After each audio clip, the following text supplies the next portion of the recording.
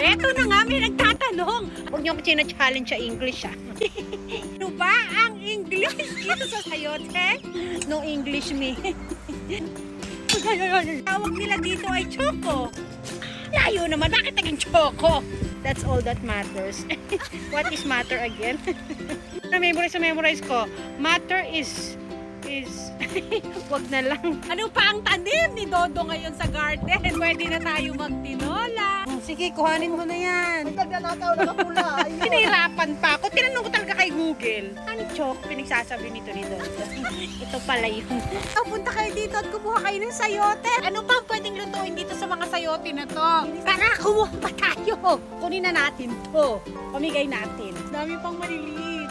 Ay, ito lang. Sino pa mabibigyan ko? Nung high school yun eh, pagpagalingan sa science. Yun ang alam ko, matter is anything that occupies space and has weight. I love science. Tara, magluto na nga tayo. Pag may dodong, may sayote.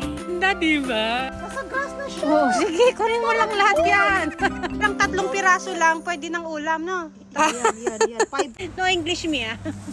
Google Translate, please. Kasi chayote. Nickname niya Choco. Lapit naman, di ba? Nung una kong tinatanong niya, Honey, do you like choco? What's that, chocolate? Chocolate?